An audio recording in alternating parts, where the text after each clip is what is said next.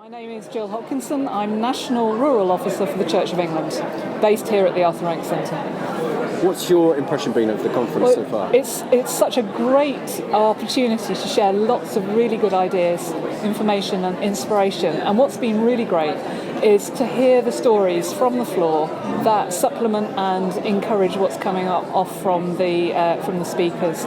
And also really good to hear a real life story where something hasn't quite worked so well. Because actually not everything goes right first time, and sometimes things are quite difficult. And actually we heard about that, but the person concerned learnt from it, and the church has grown as a result. So it's really positive and encouraging. And there's a really good informal, friendly, family type of atmosphere here, as if people all know each other, which I'm sure they don't, but it's very much like a context of family, isn't it? Absolutely. Rural congregations are generally very good at talking to each other. You stick food and coffee into that, and you've got an electric mix for people to exchange ideas. So in terms of your role, how will this conference support you, as it were, in your role? I hugely take forward some of the work that we're doing around discipleship and around developing the Ministry of Lay People, which we do together, Elizabeth and I, and that's going to be really key in helping us develop that work. So Elizabeth, just tell us your role as well.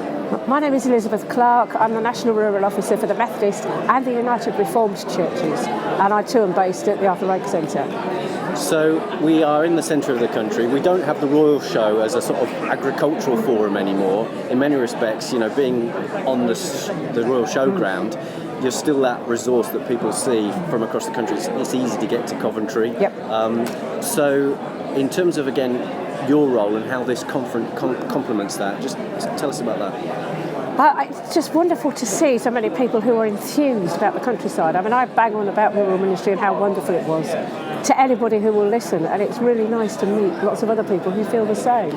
There is such a negative picture about the rural church at times, and I would love people to come here and be able to see that what we're saying is true. So would you say a key thrust from today is about challenging assumptions around rural church? Absolutely. Yes, the rural church is alive and kicking and doing well, and I think we need to celebrate that. And part of this conference does. People do know one another across the rural church. They've perhaps been in post for several years, so they do get to know each other, and part of that is what's happening. People meeting up and swapping ideas and encouraging each other, and that's all very, very positive. And there are great resources here as well, and many people might have thought, again, as a preconception, that resource would be the main issue, but really the thread of a lot of what we heard is resources there. It's just how to best draw it out and use it. Oh yes, I mean, we know that rural Christians are really, really engaged in their communities. One of our biggest issues really is helping them to make the connection between what they do Saturday to Saturday right through the week to what they actually think of when they go to church on Sunday, and sometimes they don't see that as being church, but it is. And you've been running the bookstall behind us here as well. So we've had lots of inquiries about our resources and how to use them. Lots of good stories of good practice, which we'll be putting out on the website and going into our publications and resources. And just a real buzz around actually this is something we can do. That rural mission is something that we can achieve, and growing the rural church is going to happen. It will happen.